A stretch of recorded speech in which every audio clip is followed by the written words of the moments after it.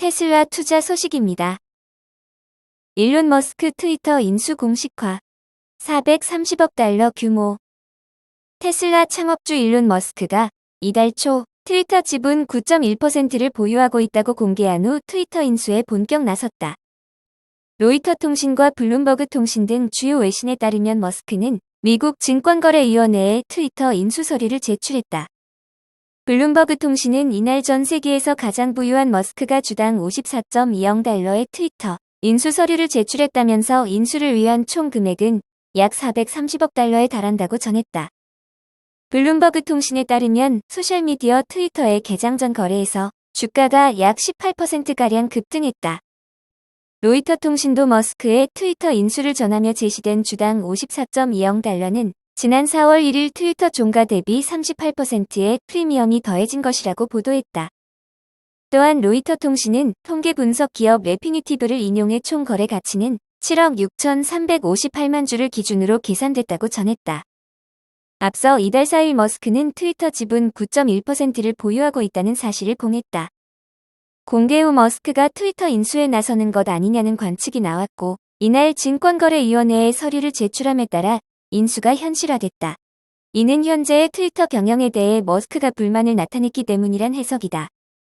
실제 로이터 통신은 머스크가 투자한 이후 현재 형태로는 사회적 요구에 부응하지도 성장하지도 않을 것이라는 사실을 깨달았다며 트위터에 변화가 필요하다는 내용의 서한을 브렛 테일러 트위터 회장에게 보냈다고 전했다. 이어 머스크는 이번 제안은 최선이자 마지막 제안이라고 했다. 또 블룸버그 통신 보도에 의하면 머스크의 서한에는 트위터는 민간 기업으로 변모해야 한다. 현금으로 주당 54.20 달러의 트위터 지분 100%를 사겠다는 내용도 담겼다.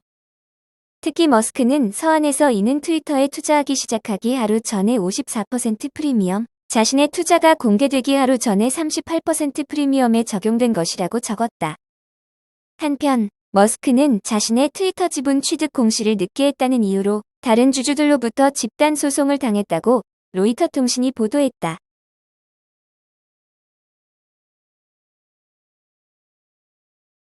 애플 투자 소식입니다. 상하이 인근 중 쿤산도 봉쇄. 애플 협력업체 페가트론 공장 가동 중단.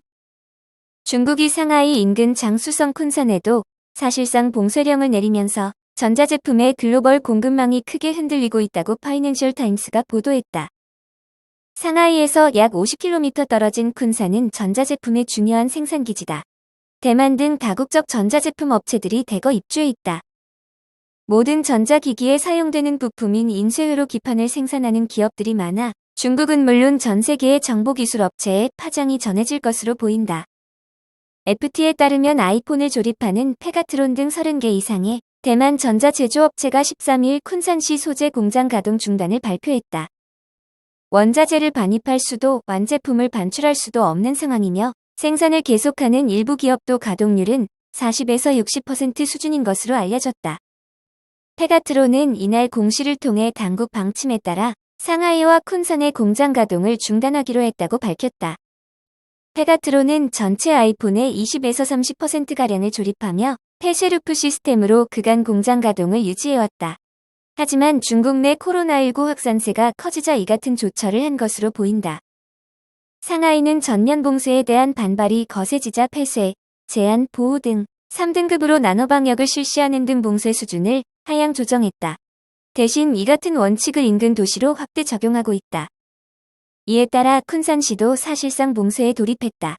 쿤산에서 공장을 운영하는 한 기업주는 FTA 이전에는 공장을 이른바 정적 관리로 운영할 수 있었지만 이제는 상하이처럼 개별 구역을 마지막 감염 등록 시기에 따라 폐쇄, 제한, 보호로 분류하는 시스템으로 전환하고 있다며 이로 인해 생산을 중단한 기업이 많다고 고충을 토로했다.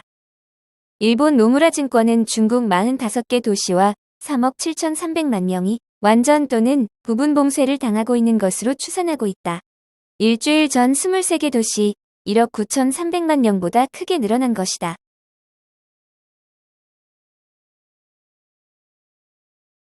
TSMC 투자 소식입니다. TSMC 1분기 영업이익률 45% 돌파. 대만 TSMC가 1분기 영업이익률 45%를 돌파했다. TSMC는 반도체 위탁 생산 세계 1등 회사다. 대만 시장조사업체 트렌드포스에 따르면 지난해 4분기 매출액 기준 TSMC 시장 점유율은 52.1%다. 삼성전자는 18.3%를 차지했다. TSMC는 1분기 영업이익률이 지난해 같은 기간보다 4.1%포인트 높은 45.6%라고 발표했다. 전분기보다도 3.9%포인트 상승했다. 판매액의 절반 가까이를 이익으로 남겼다. 1분기 TSMC 영업이익은 2,237억 9천만 대만 달러다. 1년 전보다 48.7% 늘었다. 전분기와 비교하면 22.4% 증가했다. 1분기 TSMC 영업이익은 2,237억 9천만 대만 달러다. 1년 전보다 48.7% 늘었다. 전분기와 비교하면 22.4% 증가했다. TSMC는 반도체 칩 수요가 많은 데다 값도 올라 1분기 깜짝 실적을 냈다고 설명했다. 300mm 웨이퍼 기준 생산량은 377만 8천 장이다. 1년 전보다 12.5%, 전분기보다 1.4% 늘었다. 공정별 매출 비중을 보면 7나노미터 이하가 절반이다. 7나노 30%, 5나노 20%다. 이어 16나노 14%, 28나노 11%, 40-45에는 8% 순이다. 제품별로는 스마트폰과 고성능 컴퓨팅이 각각 40%, 41%로 대부분 매출을 책임졌다. 다음으로 사물 인터넷 8%, 자동차 5%, 생활가전 3%로 뒤를 이었다. 지역별로는 북미 고객사가 64%로 가장 많다. 아시아 태평양은 15%, 중국은 11%다. 유럽, 중동, 아프리카와 일본은 5%씩이다. 아마존 투자 소식입니다.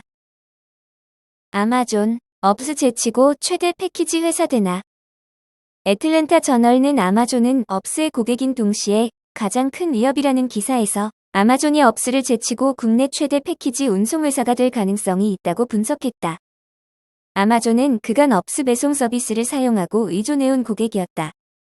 그러나 지난 2013년 크리스마스 연휴 당시 업스 서비스로 인해 아마존 배송이 지연되자 아마존은 큰 손해를 보게 됐고, 이후 아마존은 신속하게 자체 물류 네트워크를 쌓기 시작했다.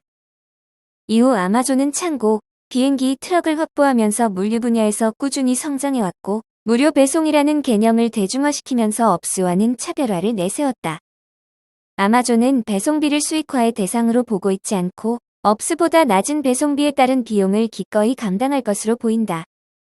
물류 서비스 회사 트랜스포트 인사이트 최고 전략 책임자 조나번은 아마존은 대규모 클라우드 컴퓨팅 사업에서 얻은 수익으로 배송 비용을 보조하고 있는 것으로 보인다고 분석했다.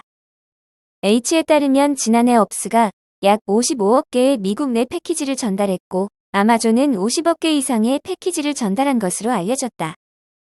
이 같은 추세로 볼 때 올해 아마존이 물류업계의 거물인 업스를 능가할 수 있다는 분석이 나오고 있다. 물류 컨설팅 회사인 MWPVL 인터내셔널의 마크 울프렛 사장은 아마존이 2022년 미국 내 물류량에서 업스를 능가할 것이라며, 또 5년 후에 아마존은 업스나 우편 서비스에 의존할 필요가 없을 정도로 아마존은 물류 네트워크를 구축하게 될 것이라고 분석했다. 아마존 자체의 인프라는 계속 성장하고 있다. 조지아에만 30개 이상의 분류센터, 9개의 딜리버리 스테이션, 기술 허브 센터, 12개의 홀 푸드마켓 지점이 배치돼 있다. 특히 리비안 전기 배달 트럭 10만 대를 주문했고, 애틀랜타에서 패키지 배달 로봇 테스트, 비행 네트워크 확장 등 혁신에도 서두르고 있다. 반면 업스는 사업 확장보다는 전문성을 살리는 사업 쪽으로 방향을 우회하고 있다. 자체 창고나 배송 부서가 없는 중소기업을 위한 물류, 기업 간 배송, 기타 온도에 민감한 의료 배송 전문 분야로 방향을 틀고 있다. 샤림 사리더 레이트쉽먼트닷컴 CEO는 페덱스와 업스가 실패하고 사라질 거라고 보지 않는다라면서도 그럼에도 그들은 향후 10년 동안 혁신하는 방법을 찾아야 할 것이라고 말했다.